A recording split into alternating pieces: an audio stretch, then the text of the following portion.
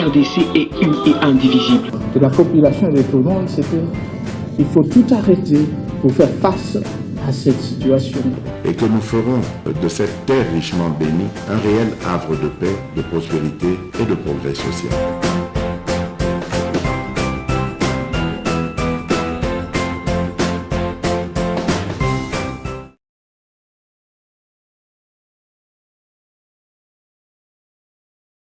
Qui nous pousse à aller encore de l'avant et à bosser dur pour vous offrir toujours le meilleur. Mais nous ne sommes pas là, nous sommes dans le cadre de parler du Congo. Le Congo qui est votre Congo, qui est mon Congo, qui est le Congo de tous ceux qui nous regardent à travers le monde. Comment vous portez ces pays dans votre cœur? Le Congo, c'est mon sang. Le Congo, c'est la vie qui est en moi. Le Congo, c'est mon existence. Je souffre beaucoup du Congo. Je sors, je vais à gauche, à droite pour parler Congo. Le pays a tellement souffert de la mauvaise image imprimée par l'extérieur, par les gens de mauvaise foi. Et c'est nous seuls qui devons nous lever pour nous approprier le destin du Congo et changer les choses, changer de paradigme. C'est pour ça que je suis chez vous. Changer le paradigme. Je comprends, c'est que vous voulez, là où vous voulez en venir, mais c'est Congo qui a connu des époques et puis des événements qui se sont passés, et à la tête de sa nation, les têtes se sont succédées. Je prends juste Joseph Kabila à Félix Tshisekedi. Qu'est-ce qu'il y a? Comment vous avez trouvé la marche du Congo?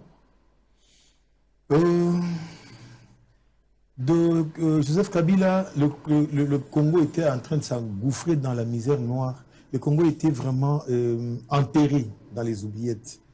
Même pas le sous-sol, je parlerai de plus profond du sous-sol. Et avec l'arrivée de Félix Tshisekedi, je dis dans tout le plan, hein, il n'y a pas d'exception. Mais avec l'arrivée de Félix Tshisekedi, je vois un pays qui renaît de ses cendres, un pays qui était condamné à disparaître.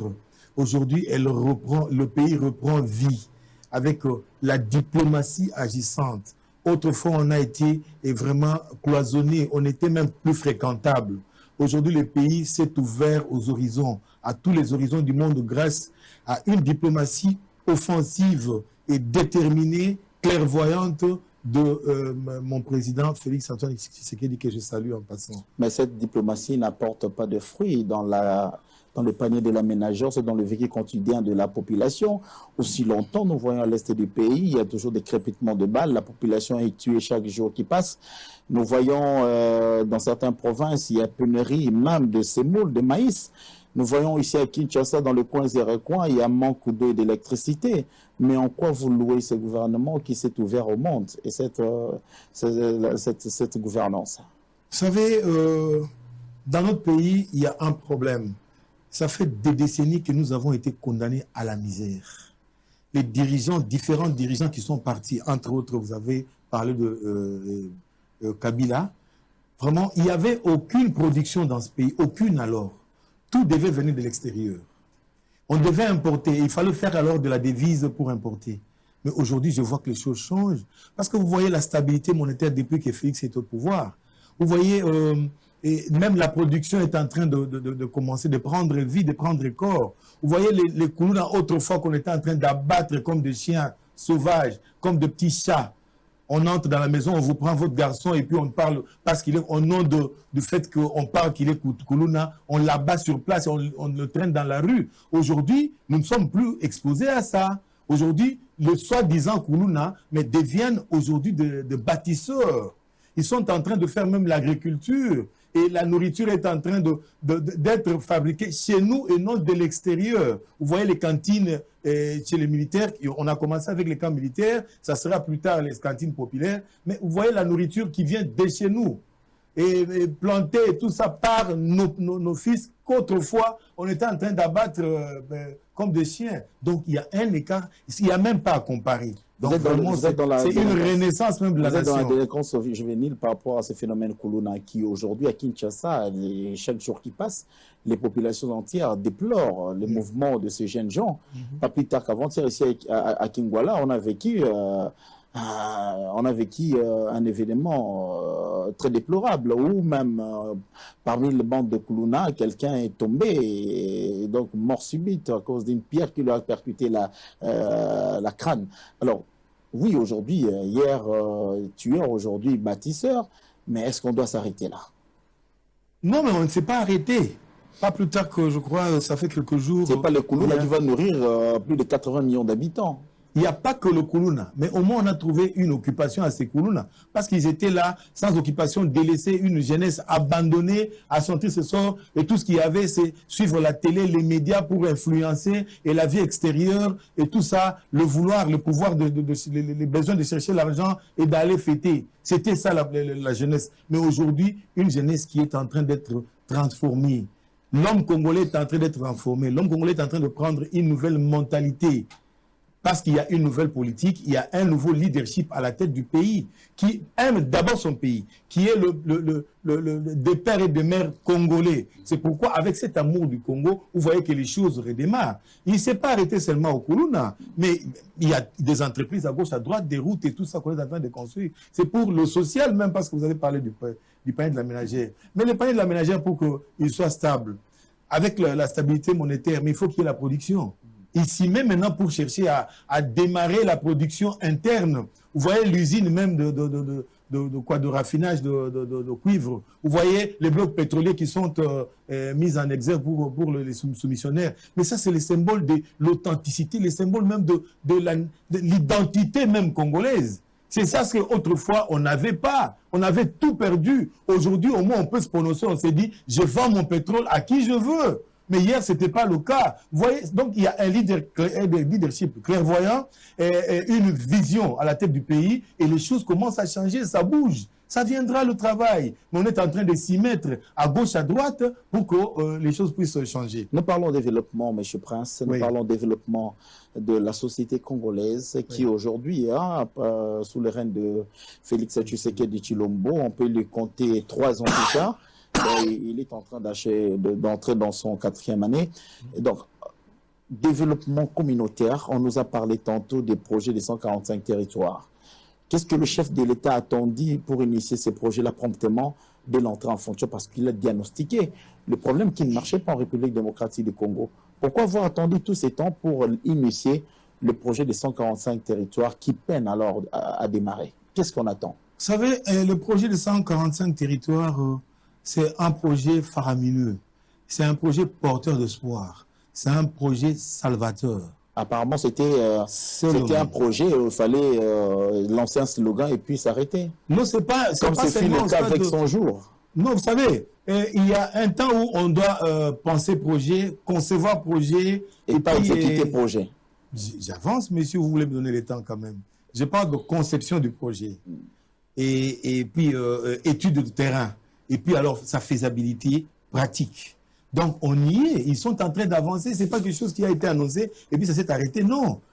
Parce que le grand problème avec ce projet, c'est quoi? C'est un projet salvateur, comme je l'ai dit, mais seulement il y a beaucoup d'indices là-bas qui essaient de compromettre le projet. C'est là où il faut vraiment qu'on essaie d'ouvrir l'œil et les bons. Parce que quand on vous dit, vous êtes de Maniema, et que je prends un exemple par hasard, et que la route et tout ça, les infrastructures, ça demande 1 million de dollars. Un exemple. Mais alors, vous soumissionnez, vous êtes bâti, vous construisez les routes, l'autre construit des maisons, l'autre, je ne sais pas, les édifices ou bien les ponts. Vous n'avez pas le même projet, n'est-ce pas? Mais vous devez amener tous vos projets pour faire le montant, l'enveloppe qui vous est réservée, n'est-ce pas? Qui a été programmée. Et quand on a fait les 145 territoires, on a une enveloppe, mais vous devez alors amenez tous vos projets ensemble, vous les amenez, et puis vous disposez de l'argent équivalent à ce qu'on va vous donner. C'est-à-dire, si on a disposé 1 million de dollars pour vous, alors vous tous là, le groupe des investisseurs, vous faites une avance, une garantie fraîche d'1 million de dollars que vous mettez à la banque. Oui. Alors, après quoi, on donne l'argent pour que vous puissiez exécuter les projets. En l'espace de quelques temps, on va évaluer. Il y a 3 équipes pour l'évaluation. Si jamais on arrivait à dire que non, il y a de quoi et que l'ouvrage ne répond pas aux normes, alors qu'est-ce qu'on fait? On casse cet ouvrage et puis vous perdez votre argent que vous avez garanti à la banque. Donc ça décourage. Vous savez, avec ça, c'est comme si on voulait juste amener les gens de l'extérieur pour soumissionner et faire le travail. Or, il y a des Congolais qui ont de petits moyens. Mais quand vous me dites un projet de 20 millions de dollars, je dois apporter 20 millions de dollars pour mettre à la banque. Et après quoi, vous allez juger. Si c'est bon ou ça ne vous plaît pas, je perds mon argent. Ça décourage. C'est ça ce qui compromet ce projet. Okay. Alors, il y a des études, il y a pour parler à propos. Si jamais on peut décanter ça, on peut juste alléger, améliorer un peu l'accessibilité à ce projet. Mais il y a autant de projets. Mais c'est un bon projet, ce projet de 145 territoires. Parce que le vrai développement doit partir de la base. Ça, c'est bien pensé, c'est une vision. Je vous dis, je vois le leadership de mon chef de l'État, je me dis, il a la main de Dieu sur lui. C'est vraiment une œuvre, c'est une main de Dieu qui est en train de faire les choses, mais dans la discrétion. Vous n'allez pas dire ça, vous n'allez pas exhorter un chrétien qui connaît que toute autorité vient de Dieu. Mais M. Prince, si aujourd'hui on parle de développement, on voit dans la faisabilité. Les gens veulent voir de leurs propres yeux comment leur communauté est en train d'évoluer. Je vous parlais tantôt, on conçoit les projets, on étudie les projets, mais les projets qui n'avancent pas. Je prends un exemple.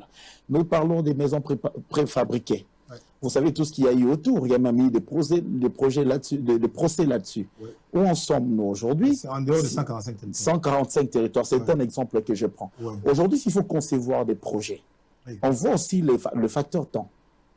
Le facteur temps du projet. Parce que les projets doivent être exécutés au profit de la communauté.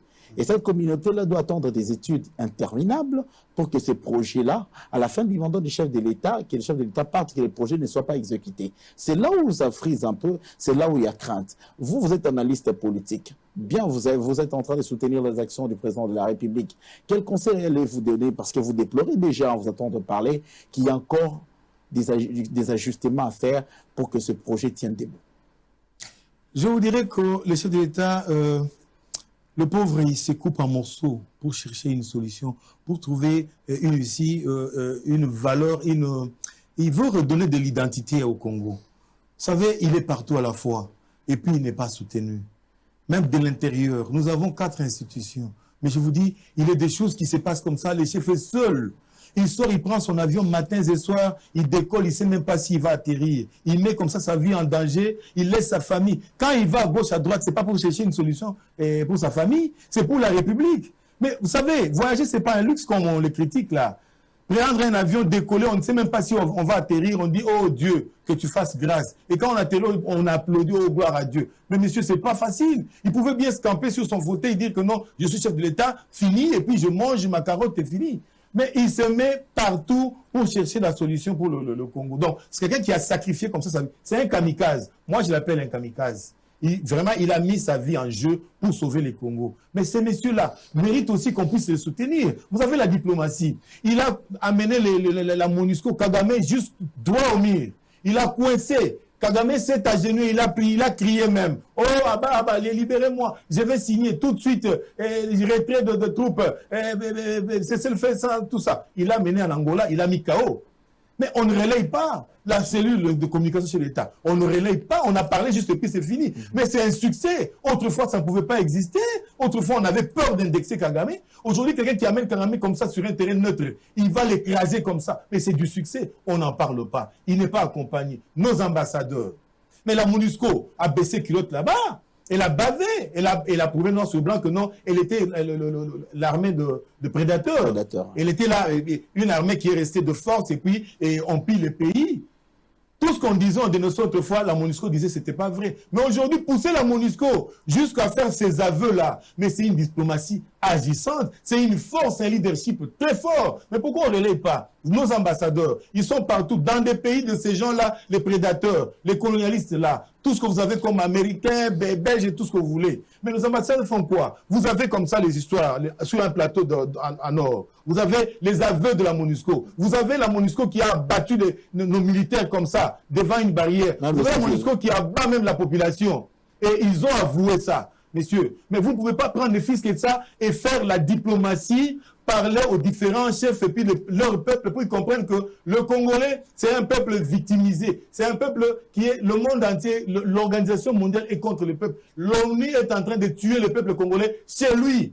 un peuple sans défense, un peuple qui compte même sur le soutien de cette ONU. Mais on est en train de l'abattre.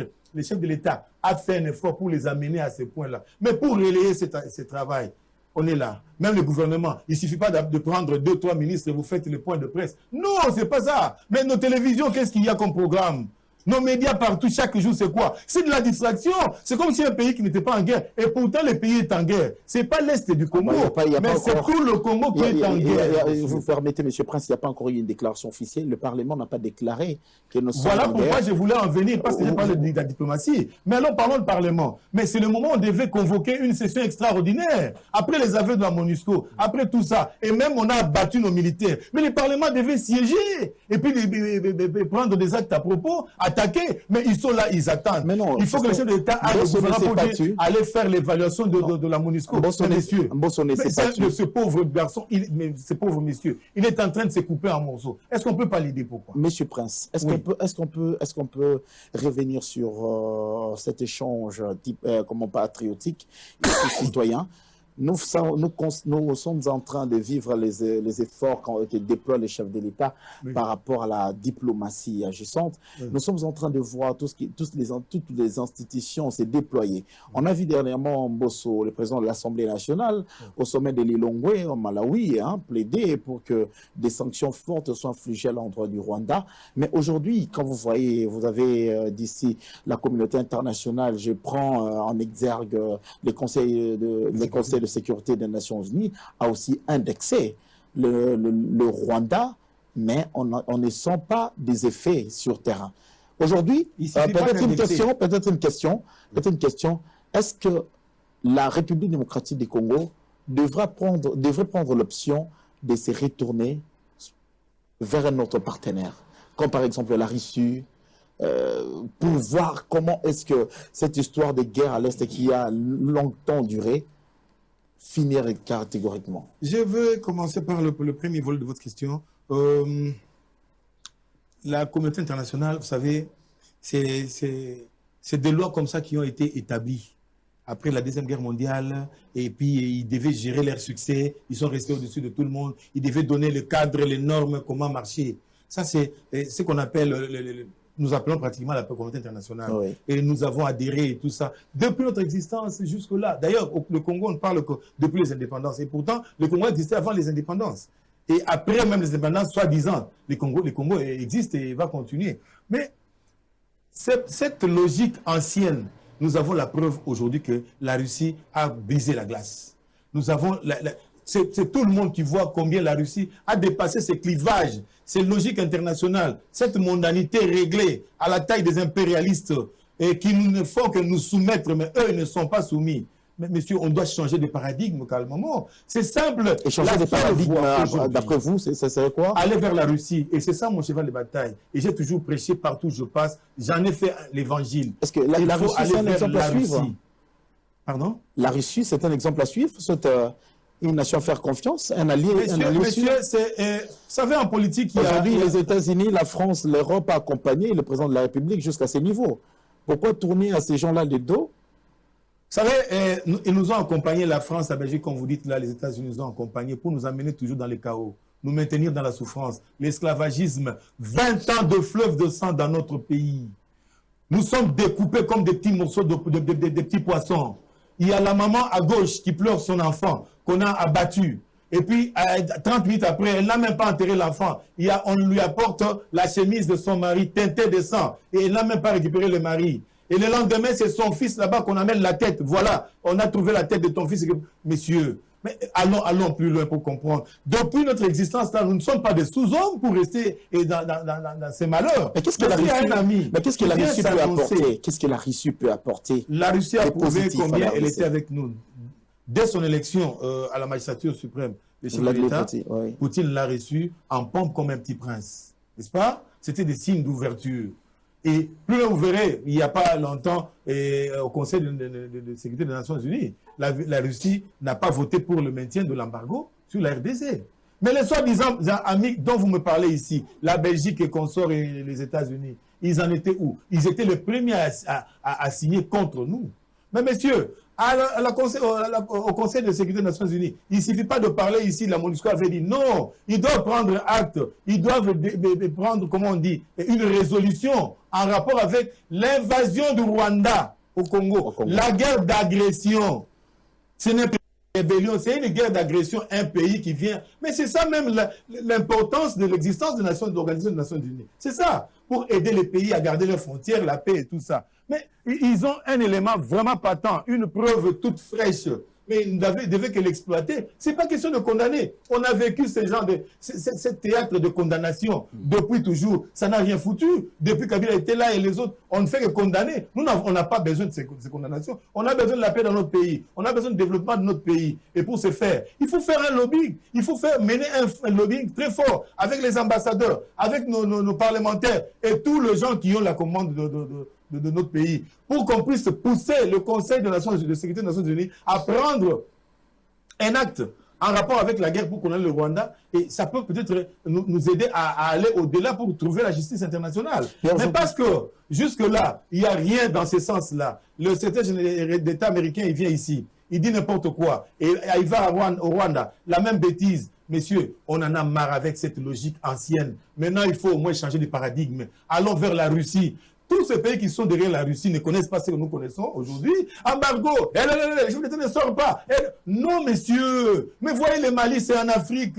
Voyez le Centrafrique, c'est en Afrique, c'est pas ailleurs. Mais pourquoi pas nous? Pourquoi nous ne pouvons pas décider de notre pays? Pourquoi nous devons être toujours des sous-hommes? C'est là où je félicite, c'est là pourquoi je suis en train de soutenir le chef de l'État. Parce qu'il fait montre d'un dépassement, il fait montre d'une révolution, il fait montre de nationalisme, je dirais, au-delà même de Lumumba et tout ça. Excusez-moi, mais c'est ça, c'est ma façon de voir. Parce que quelqu'un qui prend comme ça sa vie, il met en danger. Je vous dis, ce monsieur est en danger, mon chef de l'État. Il est en danger. Nous devons veiller, nous devons ouvrir l'œil et les bons, pour qu'on ne puisse pas regretter comme hier. Autrefois, on avait décapité Lumumba et on avait décapité Kabila. Ces messieurs-là, mais quand ils déclarent seulement les blocs pétroliers, venaient soumissionner. Mais vous savez comment ça a bougé le monde? Mais c'est des symboles de l'authenticité, de l'identité même congolaise. Quand il va vous mettre une usine pour raffiner Mais ça n'a jamais été en Afrique, monsieur. On prend toujours la matière première, on amène chez eux. Mais messieurs, vous voulez encore quoi? Monsieur il se coupe en morceaux partout dans tous les sens. Soutenons le chef de l'État. Ce sont les défenseurs de Félix Tshisekedi, président de la République. Je ne sais pas que son défenseur. Vous êtes ultra... Je partage sa vision. Je me mets dans sa vision. Je deviens sa vision. Vous devenez la vision du président de la République, Félix Antoine Tshisekedi. Monsieur Prince, ultra conservateur des limités congolaises. Aujourd'hui, de l'identité congolaise. Aujourd'hui, le chef de l'État l'a dit dans une grande tribune de la SADC que le Rwanda était au théâtre de l'affrontement, au théâtre de l'agression face à la RDC. C'est une déclaration forte. Mais on voit l'ambassadeur rwandais en train de circuler aisément. On voit le trafic entre Kigali et Goma devenir fluide. Mais il ne suffit pas de faire des déclarations dans les faits pour qu'on n'entre pas dans les faits. Ça rompre définitivement cette coopération. Vous savez, ça aussi, je voulais épingler. Nous devons vivre comme un pays en guerre, parce que nous sommes en guerre. On est en guerre, mais on fait semblant de vivre comme si on n'était pas en guerre. Mais je vous prends un mot. Vous allez répondre à ma question, je vous prends un mot. On n'a pas cautionné de voir les Congolais s'habiller en tenue militaire. Ça, c'est le ministre de la Défense nationale. Et pourtant, c'était un signal fort. Je m'en souviens à l'époque de Mzee Laurent Désiré Kabila, on a donné un signal fort. Même les militaires, même le ministre s'est mis en tenue militaire. On aurait dû avoir dans les conseils des ministres, donner un signal fort. Mais c'est une action qui devrait encourager la population et donner un message fort à l'humanité. Mais une action qu'on n'a pas voulu encourager. Vous avez la parole. Vous savez, quand le chef de l'État s'est mis comme ça, au Conseil des ministres, il déclare que non, évaluement la MONUSCO, il déclare que nous sommes attaqués, il déclare que le Rwanda, aujourd'hui au moins, il y a un homme qui s'est levé pour indexer Kagame, que c'est lui le M23. Il y a au moins un homme qui a amené Kagame sur un terrain neutre, qui le met KO, et qui vous fait voir que non, c'est lui qui nous agresse. Mais messieurs, vous ne pouvez pas aussi à votre niveau faire le travail. Non, pas vous devez attendre que le chef de l'État fasse encore la campagne de gens qui devaient se mettre en costume militaire ou bien en tenue militaire. Ça ne répond pas aux normes de la guerre. La guerre, c'est quoi? Nous devons revoir les conditions de vie de nos militaires. C'est pas en soutenant les FARDC, c'est pas donner 1000 francs. Non! Revoyons les conditions de vie de nos militaires. Il est au front et puis il apprend là-bas que non, sa famille est chassée du camp. Ça démoralise les militaires.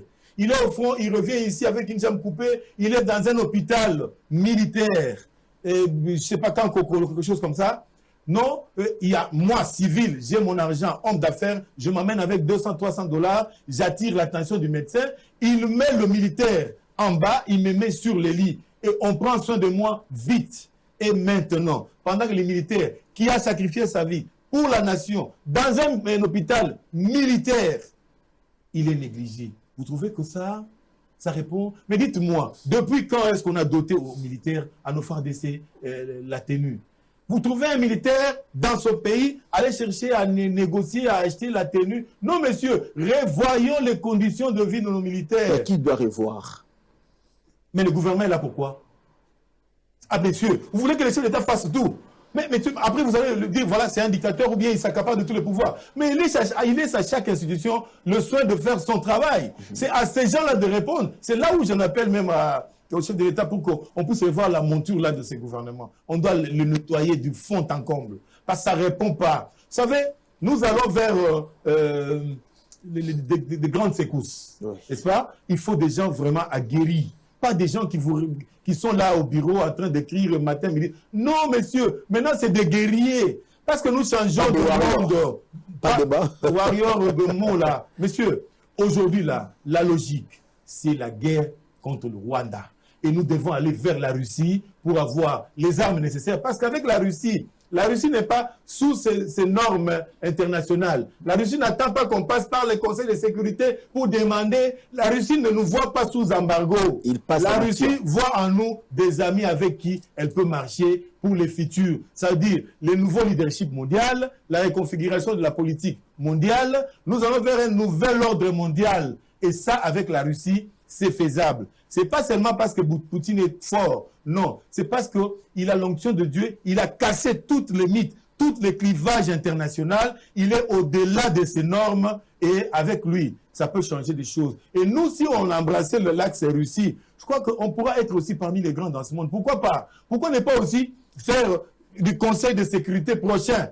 Les Congolais aussi, qu'ils aient aussi un mot à parler, qu'ils aient aussi le droit de voter. Pourquoi pas? Nous devons rester seulement derrière les autres. Non, avec la Russie, comme elle est en train de chercher un nouveau leadership, comme l'ordre mondial est en train de se redessiner, en tout cas, c'est le moment de sauter vers la Russie. Et je crois que nous aurons un mot à dire. Peut-être que nous serons parmi les 2-3 premières nations qui décident pour le monde entier, comme aujourd'hui avec l'ordre ancien des impérialistes américains, des Européens et tout ça. Donc allons vers la Russie et je sais, je suis sûr, ça je parle en connaissance de cause, je dis, j'ai la conviction qu'avec la Russie, nous allons sortir de cette histoire, nous allons chasser tout ce qu'il y a comme, soi-disant guerre entre parenthèses, mais c'est juste le pillage de nos minéraux. On a besoin du Congo sans Congolais. On veut que, même si vous pouvez disparaître les Congolais, on n'a pas besoin de vous. On préfère protéger les singes que vous, dans vos forêts. On vous dit, vous n'avez pas le droit dans vos forêts, mais laissez les singes. Et on vient là-bas pour protéger les singes. C'est eux-mêmes qui viennent pour couper un arbre. Non, vous savez, la nature, l'écosystème et tout ça. Mais ils prennent les groupes armés. Ils les arment, ils leur donnent beaucoup d'armes et tout ça. Les maquis, ils les placent où? Dans ces forêts-là. Quand vous dites protéger, mais eux ne le protègent pas. Il y a des bombes, il y a tout là-bas. Ils sont en train de massacrer toute la forêt, les eaux et tout ça. Ça, on ne sait pas en tenir compte. Mais quand vous l'avancez, mais messieurs, vous interdirez à cette maman-là, vous l'empêchez de préparer ses madessous avec un peu de bois de chauffe qu'elle peut avoir Est-ce que vous lui avez donné un réchaud? Ou alors du gaz? Non. En échange, c'est quoi? Vide. Donc cette maman-là est obligée, condamnée, de mourir, elle, sa famille, ses enfants et tout, mourir parce que vous voulez protéger l'écosystème, que vous ne protégez même pas en fin de compte, que vous amenez... Donc, c'est des bastions comme ça, des soldats, des armées, des prédateurs pour piller les richesses de notre pays. Et ça fait comme ça de décennie en décennie. Vous voulez que ça ne s'arrête pas un jour, ça doit s'arrêter. Et pour que ça s'arrête, la solution est simple. Allons vers la Russie, et je sais que le chef de l'État en arrivera là. Ça, c'est l'avis de M. Prince Mbouyi Katambwa. C'était l'analyste. Vous comprenez cette fureur d'un Congolais qui se déchaîne face à la situation sécuritaire politique qui se dessine dans son pays. Je vous demande de redescendre un peu, M. Prince Mbouyi. Vous devez... Je vois un fleuve de sang qui coule une vingtaine d'années, une trentaine d'années. Ça ne fait que couler. Mon frère, c'est parce qu'on est à Kinshasa. Hein? Voilà. Peut-être par rapport à cela, vous pouvez vous donner quel signe à l'arrivée ici en RDC du secrétaire d'État américain Anthony Blinken? Blinken, c'était encore un autre coup de théâtre de mauvais goût. Il ne devait même pas venir. Moi, je n'ai pas souhaité sa venue. On ne devait rien attendre de Blinken. Mais il est venu en touriste. Je ne dirais pas tourisme. Il vient toujours comme ça avec Maréchal Mobutu. C'était le cas avec Kabila. Donc, quand les Américains trouvent que non, tu ouvres un peu les yeux. Parce qu'avec notre, comment il s'appelait encore ici, qui mangeait les fumbois, à Capella ici, on mangeait les moules ici, comment il s'appelait? On l'appelait même Zita. Macamer. Il avait tout le temps de distraire notre chef de l'État, avec des promesses. On va faire ceci, on va vous accompagner, et nous sommes vos amis et tout ça. Mais il a fait tout son mandat, et quand maintenant le chef commençait à lui demander des comptes, non, on l'a viré vite, on l'a amené ailleurs. On a changé d'ambassadeur. Et ça, c'est resté comme ça. On ne sait plus demander de comptes. Aujourd'hui, mais Blinken, qu'est-ce qu'il vient faire? C'est une menace, Ah mais, c'est juste pour distraire davantage. Ils ont peur. Quand ils ont vu la montée de la force populaire, quand ils ont vu comment le Congolais a commencé à prendre conscience de sa politique, de sa nation, quand le Congolais commence à changer, à prendre le destin de son pays en main, ils ont eu peur. Quand on a bougé la MONUSCO là-bas, alors juste pour désamorcer la tension, on devait aller, voilà Blinken vient, comme s'il pouvait, il était porteur d'espoir, bidon. Et les chefs de l'État, moi je prie, qu'ils ne voient même pas ce théâtre-là, qu'ils continuent sur la lancée vers la Russie. Je suis encore content. Là, je félicite le chef de l'État, parce que je vois qu'il est à l'écoute de son peuple. Moi, je pleure chaque jour, partout dans les médias, pour qu'on puisse aller vers l'axe Russie. Et je sais, avec la conviction, que ça va changer les choses. Aujourd'hui, je vois notre ministre de la Défense, oui. Il est allé vers la Russie. On a parlé armement et tout ça. J'ai dit gloire à Dieu. Ça y est. Et ça, c'est un chemin vraiment de non-retour. Sinon, ça sera comme du chantage. Et quand je te fais du chantage, je dois évaluer le rapport de force, hein, n'est-ce pas? Comme les rapports de force entre nous et les Américains et les impérialistes là, il n'y a pas match, donc ils sont trop forts, puissants, les dieux, les petits dieux sur la terre. Messieurs, mais cette lancée-là, que ça ne soit pas du chantage, que ce ne soit pas de la publicité, sinon ça va nous coûter cher. Nous devons y aller jusqu'au fond. Et c'est déclenché, c'est un chemin de non-retour. Allons vers la Russie, faisons l'affaire, on va mettre toute la bêtise là dehors et nous serons maîtres de nos richesses. Alors on saura comment les contrôler, à qui vendre, à qui négocier et puis développer notre pays. Et vous attendez le développement, vous attendez les paniers d'aménageurs. Mais le chef, depuis qu'il est là, il est tiraillé. Quand il veut faire quelque chose pour le développement, pouf, la guerre qui monte. Donc, on est en train de le distraire, malgré la distraction. Mais il est dans des routes. Elenguessa, il est, je ne sais pas, Terre Jaune, il est à gauche, Kalambambouji, il est à droite, la SNEL, la Régie des eaux, de nouvelles usines. Depuis avant les indépendances, on n'a jamais construit d'autres usines. Il est en train de le faire. Il est à gauche. Messieurs, le train, les routes rails, le port en eau profonde, il est en train de travailler les pauvres. Vous voyez comment quelqu'un, il est chaque fois au travail, on est en train de chercher à les distraire. On ne va pas, nous sommes derrière. Seulement, moi je pleurniche, je me dis, si on peut revoir un peu la cellule de communication du chef de l'État, ça doit parler. Ça ne parle pas du chef. Voilà, ça pas seulement ça. Le lieutenant du chef, soi-disant, et l'UDP, son parti politique, ça ne communique pas. Le Parlement debout partout dans toutes les communes. Ça ne communique pas, ça ne se fait pas sentir. Et si ici à Kinshasa, ça ne se fait pas sentir, vous croyez qu'à l'intérieur, dans les coins et recoins du pays, est-ce qu'on parle du chef? On parle de ce qu'il fait? Non! Mais messieurs, il est temps. C'est nous qui devons le soutenir. Ce ne sont pas les Français ni les Américains. C'est nous, peuple congolais, qui devons soutenir notre chef et le protéger. Parce qu'il est en danger. Il est en train de se démarquer de l'emprise de colonialistes. Il est en train de nous donner l'indépendance. Il est en train de nous redonner l'identité nationale. Il a donné la figure congolaise au FARDC. Messieurs, mais on ne peut pas vous laisser comme ça. On ne peut pas nous laisser comme ça, monsieur Prince. Alors il est en danger. Il est en danger. Quand vous le proclamez, vous le déclarez, que le chef de l'État est en danger. Mon chef est en danger. Votre chef est en danger. C'est notre chef à tout ça, parce que le chef de l'État est le chef de l'État de tous les Congolais. Hein? Même les opposants sont. Il est le président de la République. Et Blinken, il vient vous imposer. Il dit que la MONUSCO ne va pas partir. Voilà. Parce que c'est nous qui donnons la de cette enveloppe. On n'a pas besoin de cette enveloppe. Mais cette enveloppe-là, si on donnait au FARDC depuis plus de 20 ans, vous savez ce qui allait arriver, on n'allait plus parler de la guerre. Si on aimait ces pays, mais messieurs, la moindre contribution qu'on donne à la MONUSCO là, le faraminés, nous avons eu des Congolais, des vrais Congolais, Mamadou Ndala, nous avons eu Bouzamabe, nous avons eu Général Baouma. Avec la petite organisation, il a donné l'expédition jusqu'au Rwanda. Et on nous a vraiment, on les a décapités. Alors, est-ce que nos héros doivent partir comme ça et nous continuer à dormir? Non, c'est pourquoi j'ai dit, nous avons un héros aujourd'hui présent qui fait preuve de nationalisme accru, qui fait preuve de l'identité nationale, Félix Antoine Tshisekedi. On va le soutenir. Monsieur Prince, je n'ai pas de choix. Je suis d'avis avec vous que le président de la République doit être soutenu par les fils et les filles qui aiment la République catholique du Congo, peut-être parce que nous sommes bousculés par le temps. J'aimerais quand même vous poser une question de précision. Je vous attends, vous êtes quand même calme. Une question de précision. À l'horizon 2023, doit-on donner la priorité aux élections ou soit à la situation sécuritaire? Monsieur, comme je l'ai dit tantôt là, cette maman qui vient de perdre son enfant, à la minute on lui apporte la chemise de son mari teintée de sang, que le mari était mort. 30 minutes après, c'est sa fille là-bas, on amène la tête, on dit voilà, on a ramassé seulement la tête. Et la voisine là qui est en train d'enterrer son père, sa mère, dans le même trou, et ses enfants, elle reste seule. Les 2, 3, 4, 5 personnes dans le village, vous croyez que ces gens-là attendent les élections? Qu'est-ce que les élections ont amené dans ces pays depuis qu'on a commencé ce cycle infernal des élections? Mais parce que ce sont les élections dictées de l'extérieur, ce sont des élections extraverties, ce sont des élections qui ne répondent pas vraiment à nos aspirations. Les élections, oui, mais quel genre d'élections? Élections patronnées par l'extérieur pour vous imposer? Les Américains viennent là-bas, ils ne vous donnent pas l'argent pour aller combattre et chasser les rébellions et la guerre à l'Est, mais ils vous donnent l'argent pour les élections. Mais ce n'est pas ce qu'ils vont gagner derrière, ils vont récupérer cet argent. Comment alors? En vous imposant, en imposant à vos dirigeants. Nous n'en voulons plus. Il est temps qu'on arrête avec ces cycles infernaux des élections. Des élections qui n'apportent que la mort. Et dans ces conditions-ci, tout le terrain ici, nous sommes vraiment pratiques. Hein. Allons à la CENI. Il y a des statistiques, il n'y en a pas. Il y a vous avez les cartes d'identité, vous avez une carte d'identité, il n'y en a pas. Mais c'est par la carte d'identité qu'on obtient la carte d'électeur.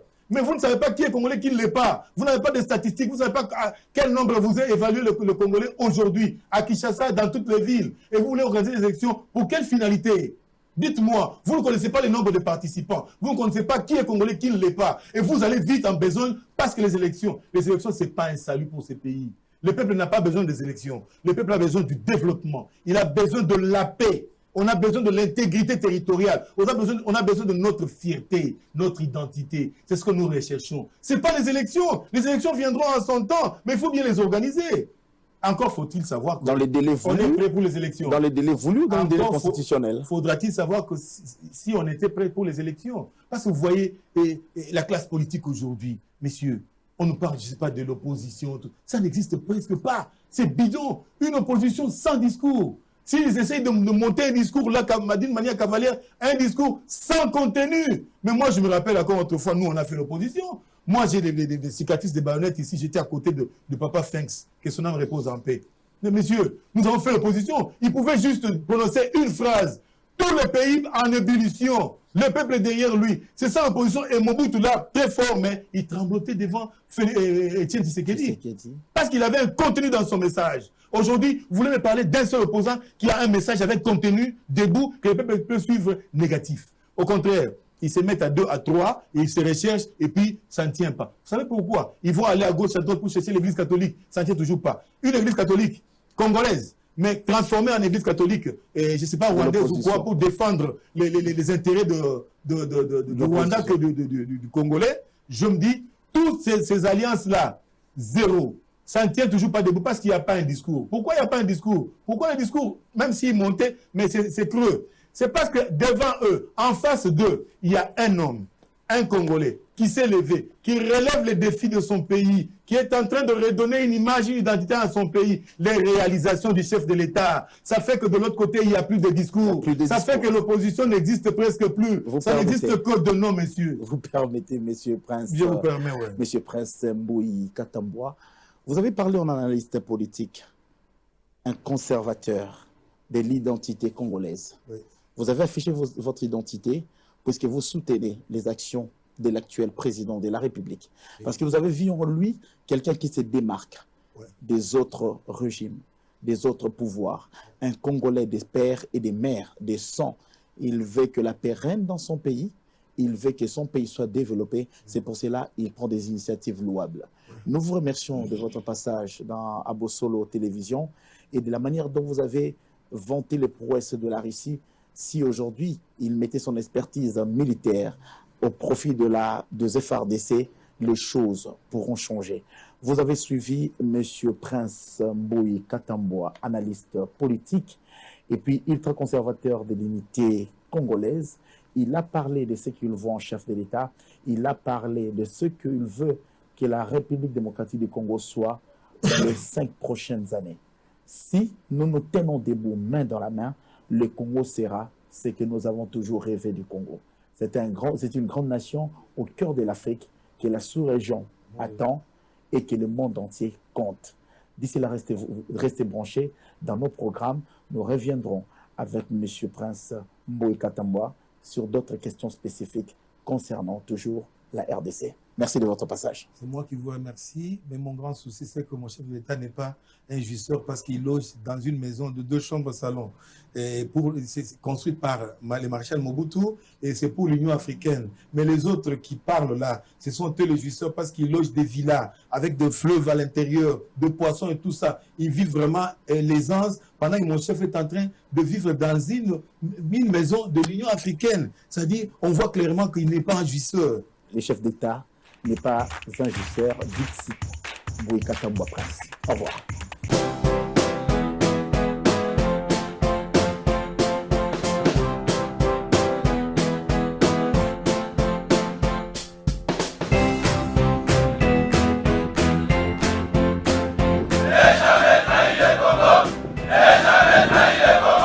La RDC est une et indivisible. De la population et de tout le monde, c'est qu'il faut tout arrêter pour faire face à cette situation. Et que nous ferons de cette terre richement bénie un réel havre de paix, de prospérité et de progrès social.